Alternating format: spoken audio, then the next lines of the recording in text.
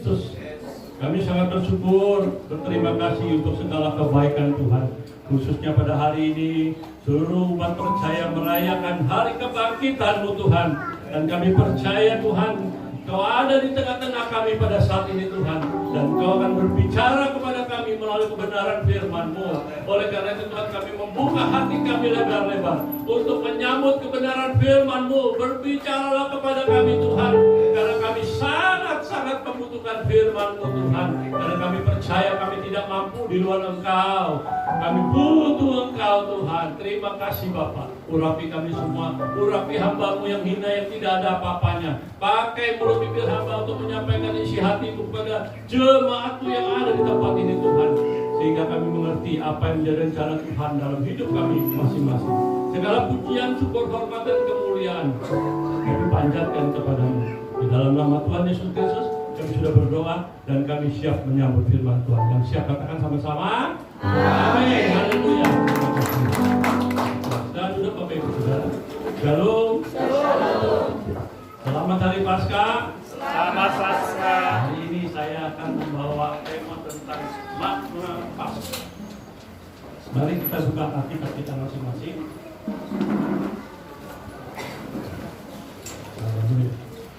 Yohanes 20.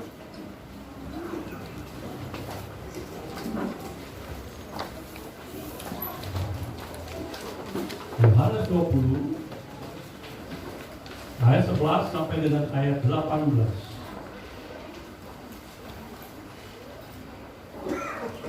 Ayat 11 sampai dengan ayat 18. Sudah ketemu semua? Sudah ketemu semua? Oke, puji Tuhan. Kita akan baca bergantian ya. Ayat 11-nya kaum pria, ayat 12 kaum wanita, dan selanjutnya sampai selesai di dalam ayat 18. Bisa ditayangkan? Tidak ada?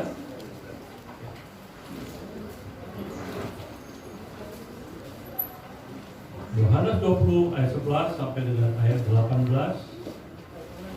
Demikian bunyi firman Tuhan, kaum pria, ayat 11. Tetapi Maria berdiri dekat kubur itu dan menangis. Sambil menangis ia menjenguk ke dalam kubur itu. Terus lanjutkan.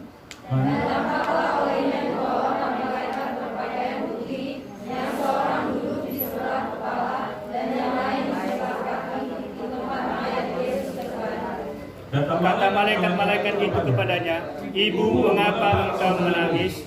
Jawab Maria kepada mereka, "Tuhanku telah diambil orang, dan aku tidak tahu di mana ia diletakkan." Sesudah berkata demikian, ia menoleh ke belakang dan melihat Yesus berdiri di situ. Tetapi ia tidak tahu bahwa itu adalah Yesus. Kata Yesus kepadanya, "Ibu, mengapa engkau menangis? Siapakah yang engkau cari?" Maria menyangka orang itu adalah penunggu taman, lalu berkata kepadanya, "Tuhan, jikalau Tuhan yang mengambil dia, katakanlah kepadaku di mana Tuhan meletakkan dia, supaya aku dapat mengambilnya." Kata Yesus kepadanya, "Maria, Maria." Dan berkata kepadanya dalam bahasa Ibrani, "Rabuni," artinya guru. Kata Yesus kepadanya, "Janganlah engkau memegang aku, sebab aku belum pergi kepada Bapa. Tetapi pergilah kepada saudara-saudaraku dan katakanlah kepada mereka bahwa sekarang aku akan pergi kepada Bapakku dan Bapamu, kepada Allahku dan Allahmu." Maria Magdalena pergi dan berkata kepada murid-murid, "Aku telah melihat Tuhan," dan juga bahwa Dia yang mengatakan hal-hal itu kepadanya. Haleluya, puji Tuhan. Berbahagialah kita yang sudah membaca firman Tuhan, yang mendengar firman Tuhan, terutama yang melakukan di dalam kehidupannya masing-masing. Tema firman Tuhan ini adalah judulnya adalah makna Paskah. Bapak Ibu Saudara yang terkasih dalam Tuhan Yesus Kristus, banyak orang Kristen merayakan Paskah sekedar merayakan saja. Yang saya ingat nih, waktu di gereja yang saya yang lama itu, ya mungkin di tempat lain juga saya pernah lihat juga. Biasanya itu kalau Paskah itu dapat telur, pulangnya dapat telur Paskah, terus kemudian telurnya itu ada ayat-ayat emas gitu. Terus kalau enggak anak-anak sekolah minggu taruh telur disembunyikan di mana saya nggak tahu, pokoknya disembunyikan. Nanti mereka disuruh cari ada telur Paskah. Itu biasanya begitu, yang umumnya seperti itu yang dilakukan. Tetapi tidak mengalami berkat Paskah itu sendiri. Sekedar merayakan, tidak mengalami berkat Paskah, kuasa kebangkitan Tuhan Yesus Kristus. Bapak Ibu Saudara yang terkasih, sebelum saya menjelaskan lebih jauh tentang makna Paskah itu, saya ingin menyampaikan ada dua bagian yang saudara perlu tahu tentang hal ini. Yang pertama adalah 1 Korintus 15 ayat 12 sampai 19. Tolong ditayangkan deh, cepat ya. 1 Korintus 15 ayat, ya, begitu aja. Ayat 12 sampai 19. Demikian bunyi firman Tuhan. Saya akan bacakan bagi saudara semua yang ada di tempat ini. Jadi bila mana kami beritakan bahwa Kristus dibangkitkan dari antara orang mati, bagaimana mungkin di antara kamu yang mengatakan bahwa tidak ada kebangkitan orang mati? Ayat 13. Kalau tidak ada kebangkitan orang mati, maka Kristus juga tidak dibangkitkan. Ayat 14. Tetapi andai kata Kristus tidak dibangkitkan, maka sia-sialah pemberitaan kami dan sia-sialah juga kepercayaan kami. Ayat 15. Lebih daripada itu, kami ternyata berdosa terhadap Allah. Karena tentang Dia kami katakan bahwa Ia telah membangkitkan Kristus, padahal Ia tidak membangkitkannya. Kalau andai kata benar, jangan dihilangkan dulu, belum selesai. Tolong kembali lagi. Ayat 16 tadi. Terus cepat tadi, ya. Oke, ya. Membangkitkan Kristus padahal Dia tidak membangkitkannya. Kalau Anda kata benar bahwa orang mati tidak dibangkitkan, terus saya 16. Sebab jika benar orang mati tidak dibangkitkan, maka Kristus juga tidak dibangkitkan. Ayat 17. Dan jika Kristus tidak dibangkitkan, maka sia-sialah kepercayaan kamu dan kamu masih hidup dalam dosamu. Ayat 18. Demikianlah binasa juga orang-orang yang mati dalam Kristus. Ayat 19. Jikalau kita hanya dalam hidup ini saja benar pengharapan pada Kristus, maka kita adalah orang-orang yang paling malang dari segala manusia. Bapak Ibu Saudara yang terkasih, dengan jelas di sini dikatakan firman Tuhan, kalau Tuhan Yesus tidak dibangkitkan, maka sia-sialah iman percaya kita, sia-sialah pemberitaan Injil itu. Orang Kristen masih hidup dalam dosa. Para nabi, para rasul itu sia-sia melayani Tuhan. Tidak ada pengharapan bagi orang Kristen. Dan yang terakhir dikatakan, maka kita adalah orang-orang yang paling malang dari segala manusia. Tetapi puji Tuhan, saudara jangan berhenti sampai ayat 19. Ayat 20-nya dikatakan firman Tuhan. Tetapi yang benar ialah bahwa Kristus telah dibangkitkan dari antara orang mati, sebagai yang sulung dari orang-orang yang telah meninggal. Haleluya, katakan puji Tuhan. Haleluya. Bapak Ibu yang terkasih dalam Tuhan Yesus Kristus, hal ini sudah disampaikan Tuhan Yesus kepada murid-muridnya. Tolong ditayangkan deh ayat Matius 16 ayat 21. Matius 16 ayat 21.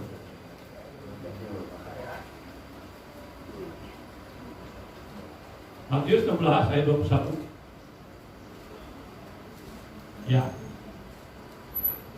Sejak waktu itu Yesus mulai menyatakan kepada murid-muridnya bahwa Ia harus pergi ke Yerusalem dan menanggung banyak penderitaan dari pihak tua-tua, imam-imam kepala dan ahli-ahli Taurat, lalu dibunuh dan dibangkitkan pada hari ketiga.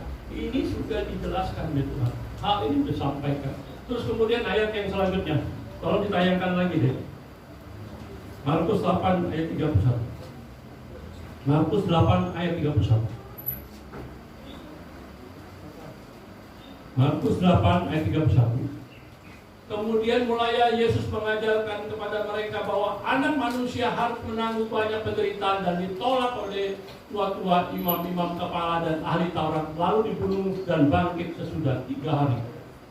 Ini jelas sudah disampaikan oleh Tuhan Yesus pada murid-muridnya. Dan yang terakhir tolong ditayangkan lagi satu ayat lagi di dalam Matius 27 ayat 63. Dan mereka berkata, Tuhan, kami ingat bahwa si penyesat itu sewaktu hidupnya berkata sesudah 3 hari aku akan bangkit. Ini adalah orang-orang ahli Taurat, orang Farisi yang berkata pada waktu itu. Oleh karena itu Bapak Ibu yang terkasih di dalam Tuhan Yesus Kristus, kalau Tuhan Yesus tidak dibangkitkan, maka sia-sialah iman kita. Itu bagian yang pertama. Yang kedua, mengapa orang Kristen tidak mengalami kuasa kebangkitan Tuhan Yesus Kristus? Ada 3 hal. Mengapa orang Kristen, orang percaya tidak mengalami kuasa kebangkitan Tuhan Yesus? Yang pertama kita lihat, kita kembali kepada ayat yang tadi sudah kita baca bersama-sama tadi. Di dalam Yohanes 20 ayat 13, saya akan bacakan buat saudara. Yohanes 20 ayat 13 dikatakan, kata malaikat-malaikat itu padanya, Ibu, mengapa engkau menangis? Jawab Maria kepada mereka, Tuanku telah diambil orang dan aku tidak tahu di mana dia diletakkan. Bapak Ibu yang terkasih dalam Tuhan Yesus Kristus, ada 3 hal mengapa orang Kristen tidak mengalami berkat kuasa kebangkitan Tuhan Yesus. Yang pertama adalah kesedihan, tangisan, masalah, pergumulan menutup mata kita sehingga tidak mengalami, tidak melihat kuasa kebangkitan Tuhan Yesus Kristus. Memang kadang-kadang orang kalau lagi sedih, kadang-kadang bisa lupa sebentar. Kadang-kadang tidak merasakan bahwa Tuhan itu sanggup melakukan segala sesuatu di dalam masalah apapun yang kita hadapi. Kesedihan yang dialami oleh Maria, inilah menunjukkan kepada kita semua bahwa kadang-kadang kesedihan, kedukaan atau kesusahan atau pergumulan atau menghadapi masalah, kita tuh tidak melihat kuasa kebangkitan Tuhan Yesus. Kedua adalah dalam Yohanes 20 ayat 15 saya akan bacakan. Kata Yesus padanya, Ibu, mengapa engkau menangis? Siapakah yang kau cari? Maria menyangka orang itu adalah penunggu taman, lalu berkata kepadanya, Tuhan, kalau Tuhan yang mau mengambil dia, katakanlah kepadaku di mana Tuhan meletakkan dia, supaya aku dapat mengambilnya. Yang kedua, kenapa tidak mengalami kuasa kebangkitan Tuhan Yesus Kristus? Karena tidak mengenal Tuhan dengan baik, dengan benar. Banyak orang Kristen, saya percaya di sini nggak ada orangnya yang seperti itu. Sudah lama menjadi orang Kristen, sejak lahir bahkan sudah menjadi orang Kristen, tapi nggak mengalami kuasa kebangkitan Tuhan Yesus Kristus. Ini yang banyak terjadi. Tidak mengenal Yesus yang sebenarnya, yang sesungguhnya. Tadi Maria itu berkata seperti penunggu taman. Bayangkan, bagaimana dengan kita yang ada di sini? Apakah kita juga seperti Maria pada saat itu mengalami kesusahan dan duka sehingga tidak mengenal Yesus dengan baik? Oleh karena itu Bapak Ibu sudah yang terkasih. Yang ketiga, mengapa orang Kristen tidak mengalami kuasa kebangkitan? Yang ketiga adalah karena tidak mengerti makna Paskah itu sendiri. Nggak ngerti. Oleh karena itu sekarang saya mengajak Bapak Ibu Saudara belajar kebenaran firman Tuhan ini lebih jauh lagi. Saya akan kupas satu persatu makna Paskah, makna kebangkitan Tuhan Yesus Kristus. Yang pertama, kita harus percaya bahwa kebangkitan Tuhan Yesus Kristus membuktikan Yesus Kristus adalah anak Allah. Kebangkitan Tuhan Yesus Kristus adalah membuktikan Yesus Kristus adalah anak Allah. Haleluya. Bapak Ibu yang terkasih, percaya kalau Tuhan Yesus Kristus adalah anak Allah? Amin. Amin. Tolong ditayangkan Roma 1 ayat 4. Roma 1 ayat 4. Tolong deh. Dikatakan, dan menurut Roh Kekudusan yang dinyatakan oleh kebangkitannya dari antara orang mati, bahwa ia adalah anak Allah yang berkuasa, Yesus Kristus, Tuhan kita. Bapak Ibu yang terkasih dalam Tuhan Yesus Kristus, ini ayat sudah menunjukkan kepada kita bahwa Yesus Kristus itu adalah anak Allah. Ada ayat-ayat pendukung yang lainnya yang menyatakan bahwa Yesus Kristus itu adalah anak Allah. Saya mau tanya Bapak Ibu Saudara yang ada di sini, siapa yang ikut hari Natal tanggal 25 yang kemarin ibadah di tempat ini? Semua hadir? Waktu saya khotbah di sini, saya menyampaikan firman Tuhan waktu itu. Saya bertanya kepada saudara, ayat apa yang saya ambil? Ada yang tahu? Ayatnya? Halo? Nah ini contoh nih. Orang Kristen yang datang ke ibadah ini, pada waktu pulang ditanya sama anak, tapi Mami, tadi pendetanya khotbah tentang apa? Ayatnya apa? Nggak tahu ya. Aduh apa ya? Itu baru pulang guys. Kalau kalian ini sudah sekian lama tanggal 25, berarti sudah sekitar 4 bulan. Udah lupa juga. Kebangetan. Bener-bener kebangetan. Ada sekali lagi saya mau tanya, ada yang tahu ayatnya apa? Yohanes 3:16. Jangan ibu wakil gembala, jangan pengerja, saya nggak mau nih jemaat, saya mau jemaat. Halo, ada? Tadi udah diomongin dong, masih juga nggak tahu. Udah bener kan? Kebangetan. Padahal saya udah siapin hadiah. Nih, kalau bilang hadiah, wah semangat ya. Saya nih dia. Benar, kalau udah bilang hadiah, wah semangat. Ayo, ayatnya apa?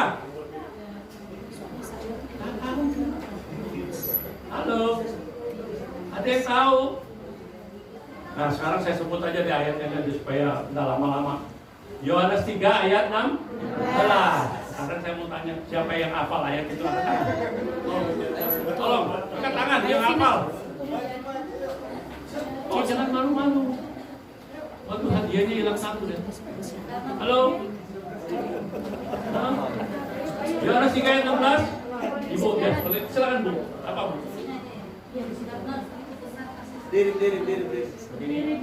Berdiri. Nggak, jangan malu-malu, berdiri aja.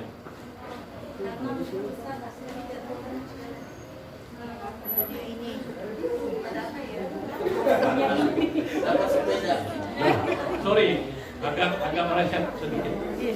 Tapi saya hargai keberaniannya, Ibu ya. Nanti kalau nanti hadiah-hadiahnya yang saya udah siapin nggak ada yang dapat, Ibu kebagian. Tapi kalau ada yang dapat, sorry, nggak kebagian. Jangan lihat, jangan baca lagi. Kalau baca nggak boleh. Harus hafal. Hah? Ibu Desi aja deh, Ibu Desi. Udah ya, 1, 2. Saya berdiri nih. Ada Firma. Ayo Fir. Jangan baca ya, kalau baca saya nggak salah. Ayo.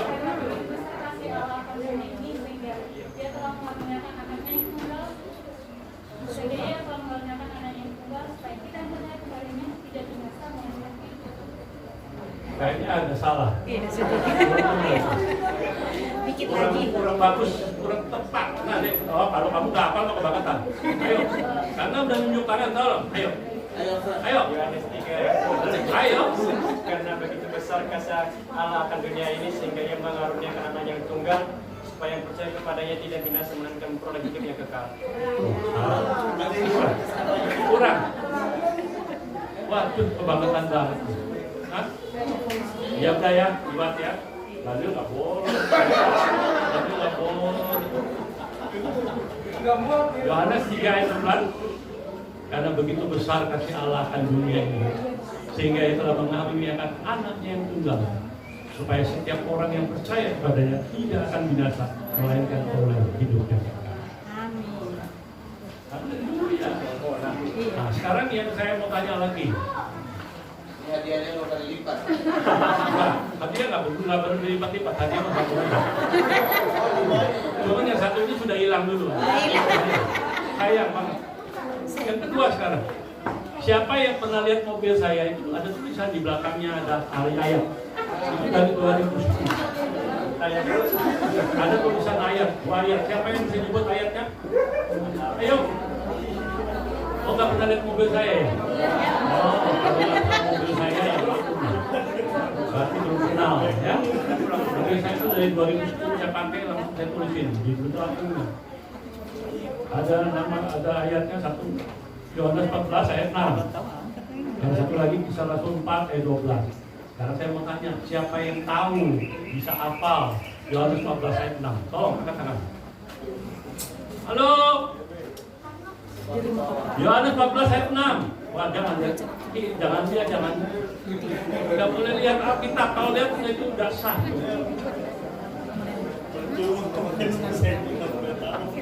Oh, udah terlalu lama nyontek, istilahnya menyontek itu nggak sah ya. Sorry loh, ini mata saya menjelajahi semua nih ya. Kalau lama-lama percuma, berarti udah perlu lihat. Kisah Rasul 4 ayat 12 ada yang tahu? turun dari yang kan. Nggak tahu juga. Wah, kebangetan. Pengerja nggak boleh. Ya, Kok bocor Pak? Katanya. kalau pengerja nggak boleh. Hanya jemaat. Makanya di jemaat saya enak ya. Pengerja nggak dapat apa-apa, tapi jemaat dapat. Ayo, ada yang tahu? Yohanes 14. Pada waktu itu Yesus berbicara kepada Simon. Apa katanya? Kata Yesus kepadanya, Akulah jalan dan kebenaran dan hidup. Tidak ada seorang pun yang datang kepada Bapa kalau tidak melalui aku. Haleluya. Kisah Rasul 4 ayat 12. Pada waktu itu Petrus dan Yohanes menghadapi mahkamah dan dia berkata kepada mereka, dan keselamatan tidak ada di dalam siapapun juga. Sebab di bawah kolong langit tidak ada nama yang diberikan kepada manusia yang olehnya kita dapat diselamatkan. Tolong Bapak Ibu Saudara, ayat-ayat ini dihafal. Saya paling senang kalau ada ketemu orang suka tanya saya, Pak, apa artinya? Pak, artinya. Itu sama aja penginjilan. Amin. Haleluya. 3 hadiah hilang begitu saja. Sayang. Ya. Sayang. Kesempatan yang padahal saya sudah kasih tahu Pak Gembala, ini hadiah-hadiah di mobil ini nanti saya akan berikan kepada jemaat. Tapi Pak Gembala nggak mau kasih tahu, itu rahasia ya. Saya ternyata jemaatnya kurang begitu. Ya maaf.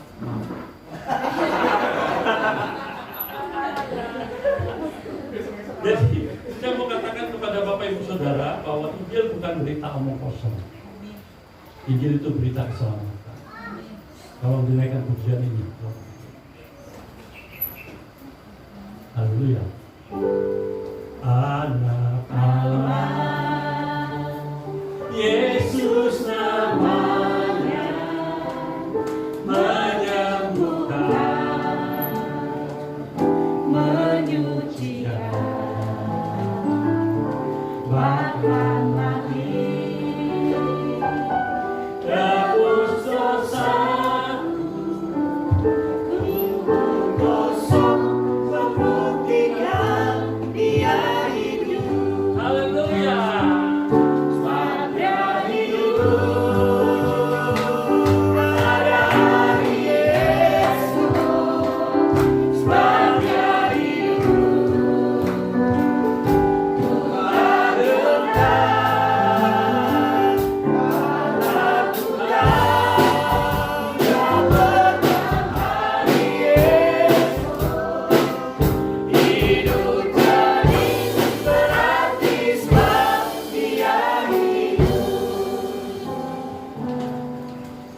Hadiah 3 sudah hilang.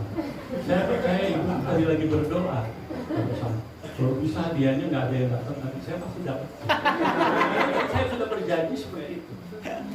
Sabar Bu, nanti ada yang nyusul. Itu yang pertama. Jadi yang pertama apa kan?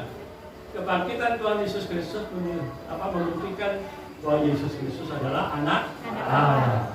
Yang kedua, kebangkitan Tuhan Yesus itu menjamin dosa-dosa kita sudah diampuni, dan inilah keselamatan bagi kita. Saya ulangi, kebangkitan Tuhan Yesus Kristus menjamin dosa-dosa kita sudah diampuni, dan inilah keselamatan bagi kita. Bapak Ibu yang terkasih dalam Tuhan Yesus Kristus. Oleh karena itu Bapak Ibu yang ada di tempat ini, saya mengajak kita lebih jauh lagi mengerti firman Tuhan. Dikatakan di dalam Roma 3 ayat 23, semua orang telah berbuat dosa dan telah kehilangan kemuliaan Allah. Kita ini dulu adalah orang-orang berdosa, tapi saya berharap sekarang tidak ada orang yang berdosa lagi. Roma 6 ayat 23 berkata, sebab upah dosa adalah maut, tetapi karunia Allah adalah hidup kekal di dalam Kristus Yesus. Jadi Bapak Ibu yang ada tempat ini, saya mau ingatkan kembali, di dalam Roma 8 ayat 1 firman Tuhan jelas berkata, sebab sekarang tidak ada lagi penghukuman bagi mereka yang sudah ada di dalam Kristus Yesus. Jadi kalau kita sungguh-sungguh sudah percaya dan kita ada di dalam Tuhan Yesus Kristus, maka tidak ada lagi penghukuman bagi kita. Percaya itu. Tetapi ingat, jangan berbuat dosa. Kalau saudara berbuat dosa lagi, berarti saudara itu sudah menyalibkan Tuhan Yesus itu saudara. Hati-hati Bapak Ibu Saudara. Mari kita pertahankan keselamatan yang Tuhan berikan. Kita sudah dalam Tuhan. 2 Korintus 5 ayat 17 firman Tuhan berkata, sebab siapa dalam Kristus dia adalah ciptaan yang baru. Yang lama sudah berlalu, sesungguhnya yang baru sudah datang. Artinya kalau kita sudah dalam Tuhan, yang lama itu udah nggak lagi gitu. Kita sudah hidup baru bersama-sama dengan Tuhan. Oleh karena itu Bapak Ibu yang terkasih, saya percaya kita yang ada di tempat ini. Jangan nanti kita berbuat dosa.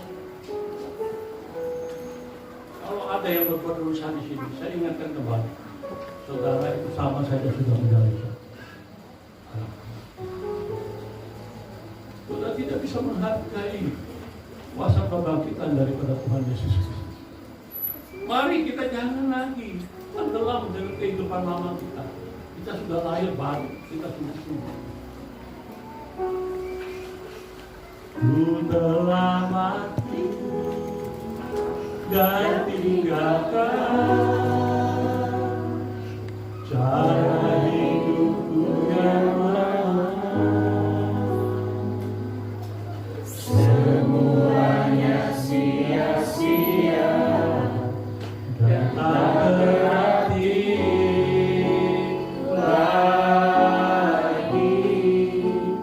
Hidup ini ku letakkan pada mezbamu ya Tuhan. Jadilah padaku seperti yang Kau ingini. Sekali lagi sebagai hamba Tuhan yang berdiri di depan saudara, saya ingin kepada kita semua, jangan berbuat dosa. Jangan berbuat dosa. Yang ketiga, kebangkitan Tuhan Yesus membuktikan kebangkitan kita yang akan datang. Artinya ada jaminan hidup bagi orang yang mati di dalam Tuhan Yesus Kristus. Amin. Oleh karena itu Bapak Ibu Saudara yang ada di tempat ini, tolong tayangkan deh 1 Korintus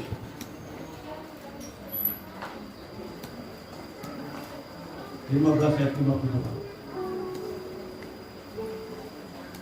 Haleluya. Tolong ditayangkan. 1 Korintus 15 ayat 52. Ada? Ya.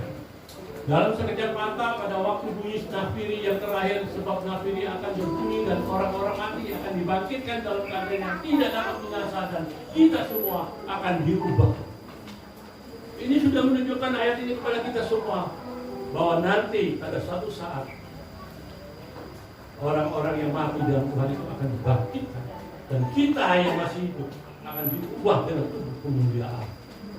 Tolong ditayangkan lagi kembali ya, Wahyu 14 ayat 13.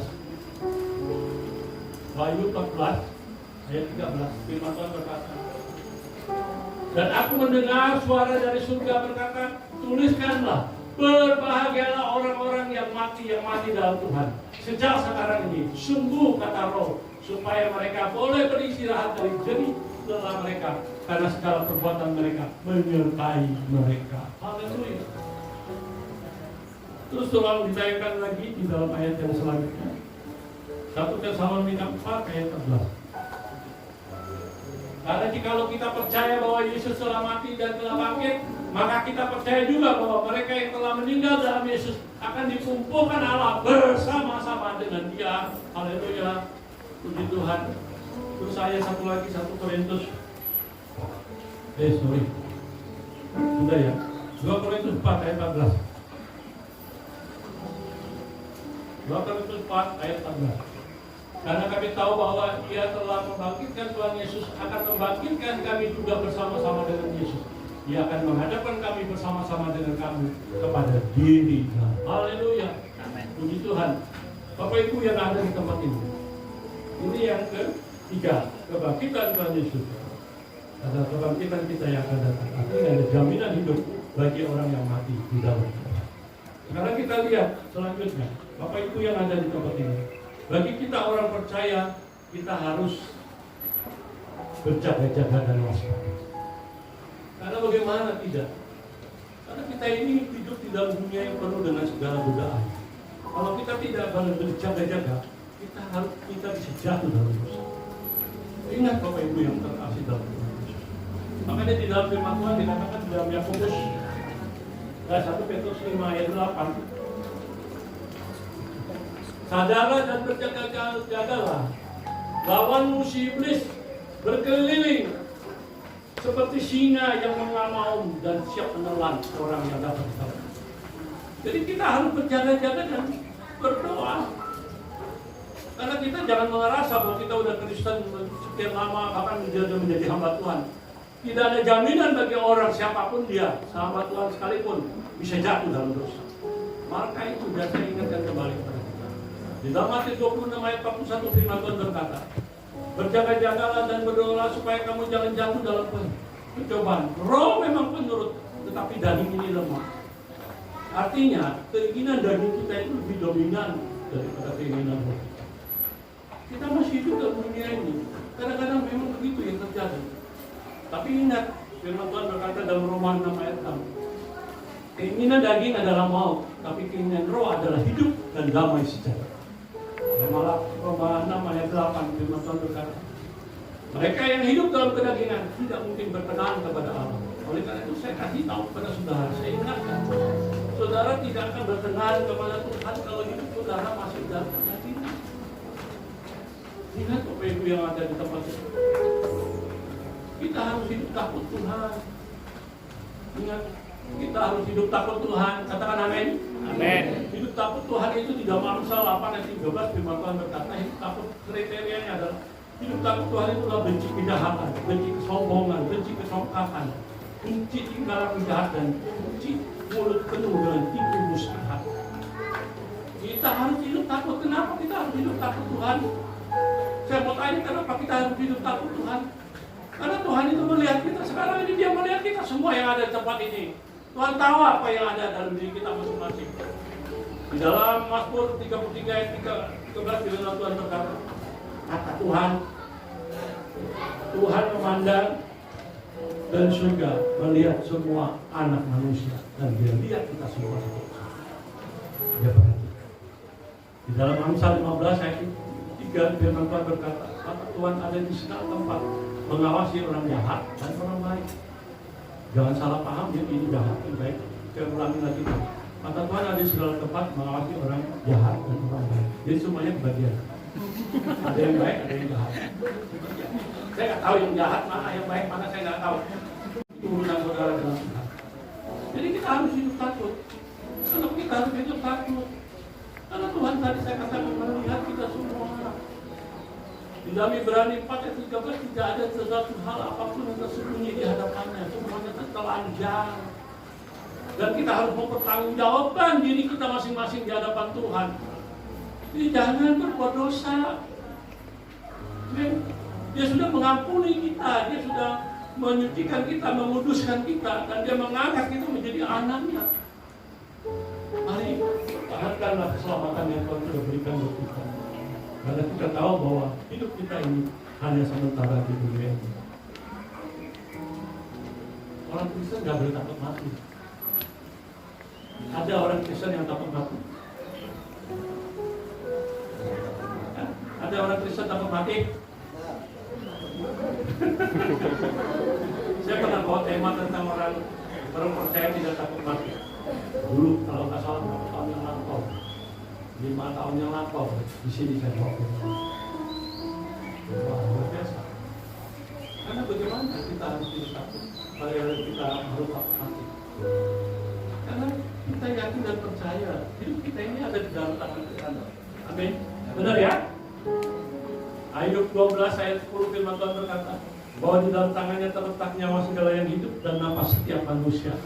Artinya hidup mati kita itu ada di dalam tangan Tuhan. Jadi Dia akan menentukan kapan kita mati. Ada orang yang sakit bertahun-tahun, berlama-lama, nggak mati-mati tuh. Ada yang sehat walafiat sehat. bahkan masih muda lagi, gagah perkasa, tiba-tiba meninggal dunia. Bahkan dari itu, dia nggak tahu saat Tuhan bisa muda, bahkan masih dalam kandungan pun bisa diambil Tuhan kalau Tuhan. Hendaklah betul. Tetapi saya ingatkan kepada kita semua, mari Bapak Ibu Saudara, kita harus percaya bahwa apa yang terjadi dalam hidup kita itu ada dalam kuasa Tuhan. Dan kebaktiannya yang memberikan kuasa Tuhan. Jadi di 1 Ayub 1 firman Tuhan berkata apa? Demi jika bagiku hidup adalah Kristus dan mati adalah keuntungan. Amin. Jika kita hidup untuk Tuhan. Jika kita mati untuk Tuhan. Baik hidup atau mati, kita adalah milik Tuhan. Amin. Mari Bapak Ibu Saudara yang ada di tempat ini, pertahankan. Kita sudah diampuni oleh Tuhan. Kita sudah menerima keselamatan dari Tuhan dan pengorbanan. Betapa besar kasih pengampunanmu Tuhan, tak kau pandang hina hati yang hancur.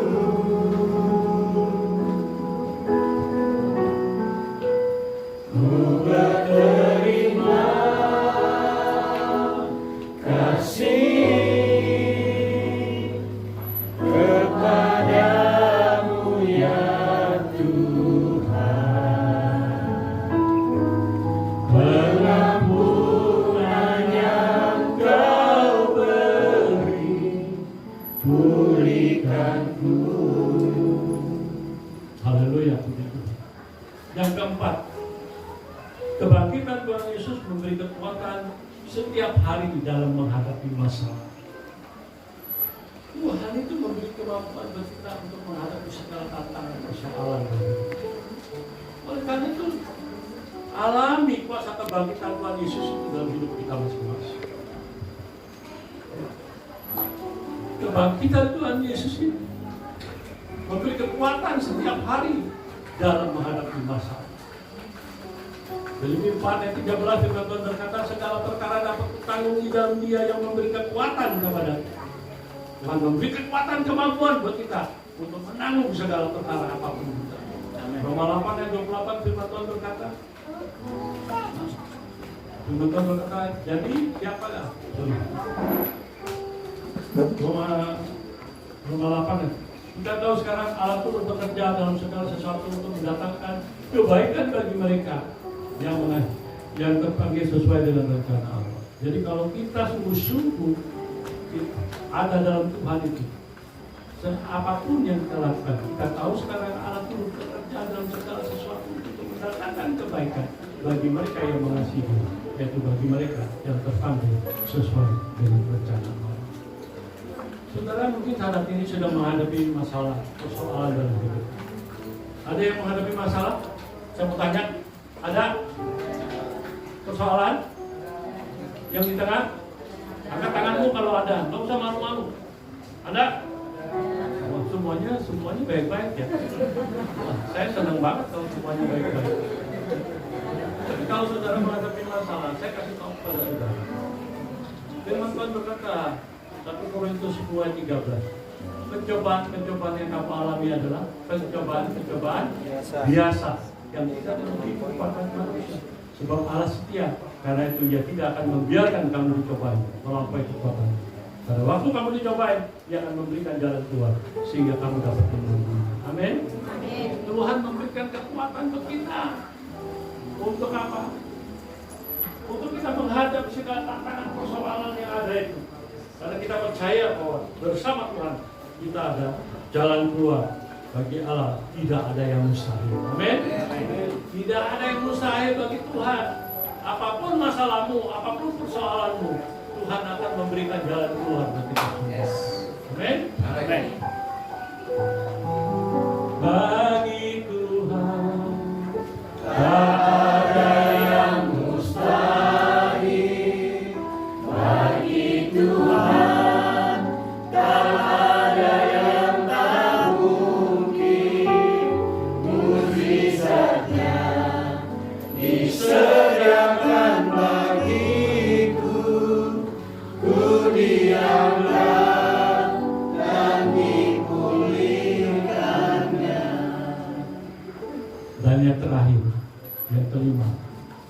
kebangkitan Tuhan Yesus Kristus, ada tantangan buat kita untuk melayani pekerjaan Tuhan. Saudara jangan puas hanya poin 1 sampai 4 tadi. Saya mau tanya kepada saudara, tolong jawab langsung cepat. Ya. Ada 4 poin yang tadi saya sudah jelaskan. Jadi saudara jangan hanya puas dengan itu. Ada yang tahu poin yang pertama apa? Buktikan Yesus anak Allah. Halo. Baru tadi barusan saya sampaikan. Kebangkitan Tuhan Yesus membuktikan Yesus Kristus adalah anak Allah. Yang kedua siapa yang bisa? Menjamin dosa kita sudah di. Kalau saudara baca itu nggak ada. Saya maunya hafal. Harus hafal. Kalau kita dengar khotbah itu harus tahu apa ya. Kalau saya itu khotbah, siapapun dia khotbah, saya nggak pandang pendetanya siapapun. Saya akan catat. Nanti di rumah saya pelajari lagi. Baik. Siapapun pendetanya. Yang kedua tadi apa? Menjamin dosa kita sudah diampuni. Udah lupa. Kebangkitan Tuhan Yesus menjamin dosa-dosa kita sudah diampuni. Dan inilah keselamatan bagi kita. Amin. Yang ketiga, siapa tahu? Halo. Hah? Jaminan bangkit. Hah? Memberikan jaminan hidup. Jaminan kita bangkit. Nggak jelas. Yang ketiga apa itu? Memberikan jaminan hidup. Kebangkitan Tuhan Yesus ada jaminan hidup bagi orang yang percaya. Artinya apa di sini? Jadi saudara yang ada di tempat ini, ingat percaya pada saya. Supaya terutama pada firman Tuhan. Kebangkitan Tuhan Yesus itu, bukti kebangkitan kita yang akan datang. Artinya ada jaminan hidup bagi orang yang mati di dalam Tuhan Yesus. Yang keempat tadi? Memberi kekuatan menghadapi setiap pergumulan. Halo? Kebangkitan Tuhan Yesus itu memberi kekuatan setiap hari dalam menghadapi masalah. Waduh sayang banget Pak Naso, 4 hadiah hilang, tadi 3 hilang, 4 hilang. Sayang banget. Buat Nanti saya, kapan-kapan saya datang, saya tanya lagi ayat-ayat yang mana yang saya sudah pernah sampaikan itu. Kalau nggak hafal kebangetan. Nanti saya share. Benar, Bu. Selamat Bu, hadiahnya masih hadiahnya di mobil itu masih belum ada yang dapat. Nanti Ibu tetap, karena saya menghargai tadi Ibu mengangkat tangan walaupun agak salah tapi berani untuk bolak-balik.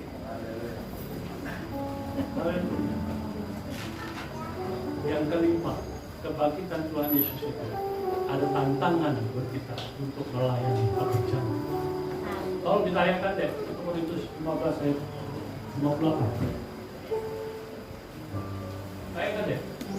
Ya, karena itu saudara-saudaraku yang kekasih, berdiri dan teguh, janganlah goyah dan giatlah selalu dalam pekerjaan Tuhan. Sebab kamu tahu bahwa dalam persekutuanmu dengan Tuhan, jerih payahmu tidak akan sia-sia. Bapak Ibu yang terkasih dalam Tuhan Yesus, kita harus, jangan kita hanya puas dengan baik sambutan saya tadi, tapi kita harus melayani pekerjaan Tuhan. Dimanapun kita berada, dengan karunia talenta kita masing-masing, kita harus sungguh melayani Tuhan. Karena inilah yang Tuhan inginkan dari kita. Ingat amanat agung Tuhan Yesus berkata apa? Nah ini ayat lagi. Amanat agung Tuhan Yesus Kristus ada 2 di dalam Matius 28 ayat 19 sampai 20. Ayat ada yang hafal?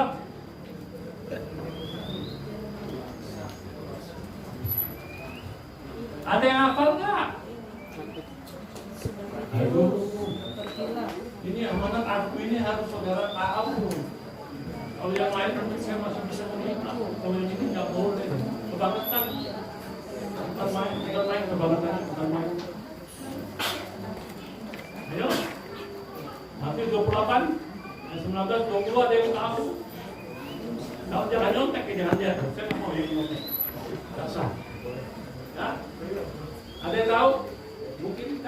agak lupa. Dan sekarang mungkin lebih ingat lagi.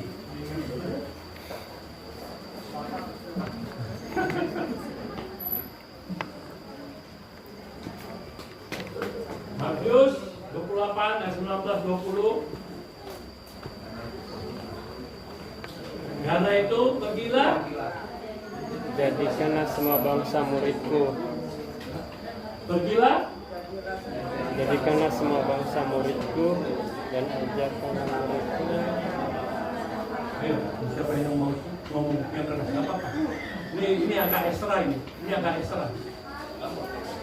Ayo ngomong, ayo. Ini satu setel dapat Bandung selamat.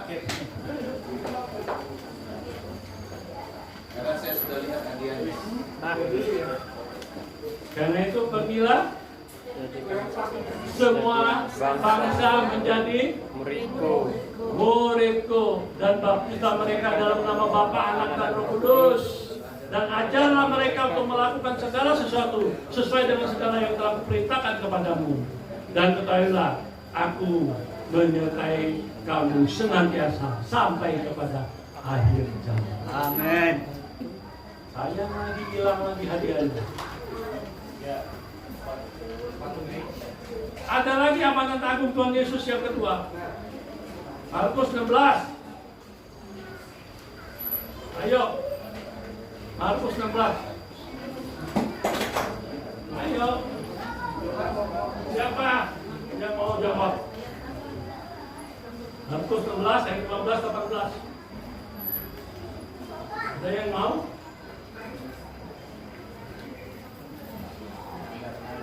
Ada yang? Wah, ini PR-nya beratnya. Tapi saya percaya bahwa itu saudara tahu ragu-ragu untuk mengucapkannya. Ingat, ini yang orang dunia bilang nih, atau orang Kristen yang Kristen KTP, Kristen tanpa pertobatan. Biasanya begini, ingat ayatnya, lupa Isinya. firmannya. Ingat firmannya, lupa ayatnya. Ini bolak balik. Markus 16 ayat 15 sampai 18. Kalau jangan dibaca, ada yang tahu?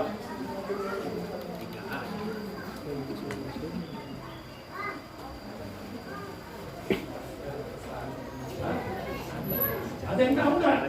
Aduh, saya mengajar nih, sengaja bikin lamaskan ya. Dia mau berangkat, mau ikut latihan padang, telat ya.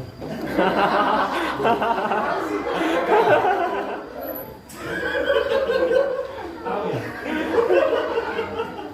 Saya tahu nggak? Saya heran juga. Tadi malam itu saya lagi baca, kurang lebih sekitar jam 5 jam sore lah, jam 4 jam 5.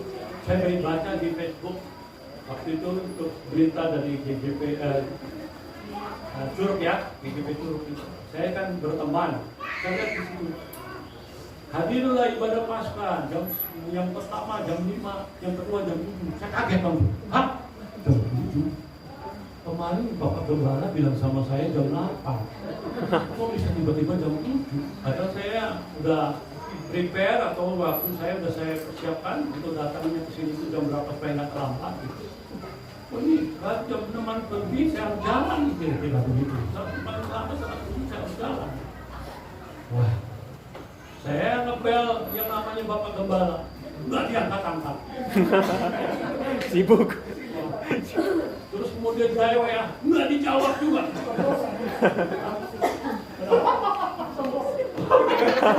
Kan, saya pikir kenapa? Tapi saya nggak mau begitu saja menyerah. Kalau Ibu Gembala, saya nggak tahu nomor WA-nya. Atau ada ya WA kita ya? Saya pikir nggak ada. Tapi kalau wakil Ibu Gembala, ada gitu. Setiap hari saya berhubungan dengan beliau. Saya langsung WA. Saya tanya, ini apa yang benar yang mana gitu loh. Untung aja kalau saya nggak baca itu, maaf ya kalau saya nggak baca itu, otomatis saya bisa datangnya, kalian nunggu-nunggu saya nggak datang-datang, mana gitu.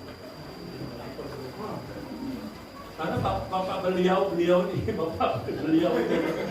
tidak menghubungi saya. Bisa telat saya. Saya bisa berangkat dari rumah kurang lebih jam 7-an lebih lah. 7:15 gitu. Karena saya janji dengan teman saya jam 7:15 kita jalan. Padahal di sini ibadah udah mulai. Coba bayangkan. Tapi ternyata Tuhan semua sudah atur. Terima kasih Tuhan. Punya sahabat yang begitu baik, yang selalu mengingatkan. Pak Gembala pengen telepon saya katanya mau ngabarin tapi lupa. Ngabarinnya lupa katanya ya begitu ya. Belum waktunya, tapi jangan mendadak kalau ngabarinnya untuk saya lihat. Kalau enggak, aduh benar-benar deh. Ayo, saya masih kasih kesempatan sekali. Supaya 19. Ayo 15 sampai 18. mereka lagi konsentrasi.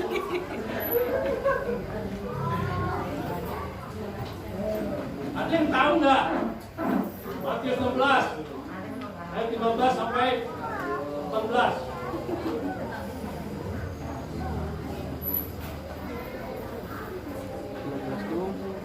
Karena itu pergilah ke Seluruh dunia. seluruh Dunia. dunia, beritakan Injil ke segala makhluk. Siapa yang percaya dan dibaptis akan diselamatkan. Tetapi siapa yang tidak percaya akan dihukum. Tanda-tanda ini akan menyertai orang-orang percaya. Mereka akan mengusir setan-setan demi nama.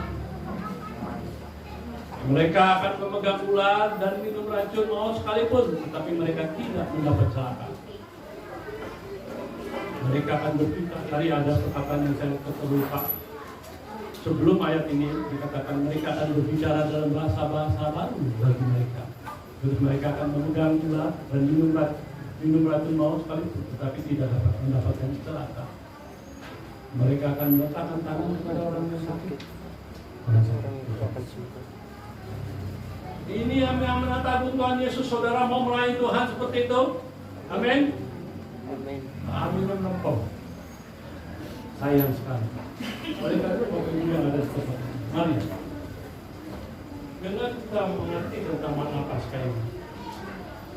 Kesimpulan dari firman Tuhan ini, saya ingatkan kesempatan bagi kita untuk melayani. Kesempatan bagi kita untuk menjunjung tinggi firman Tuhan. Hormati Tuhan Yesus dengan hidup takut kepada. Hargai puasa kebangkitan. Tidak meninggalkan jam-jam ibadah kita. Dan hidup untuk Tuhan Yesus. Dan kalau saudara lakukan itu, saya percaya dengan kuasa kebangkitan yang terjadi, kita akan menjadi orang-orang yang diberi kuasa. Diberi kuasa oleh Tuhan untuk apa? Untuk apa? Untuk mengusir segala penyakit apapun juga. Diberi kuasa supaya apa? Kita tidak jatuh dalam dosa. Dan diberi kuasa untuk apa?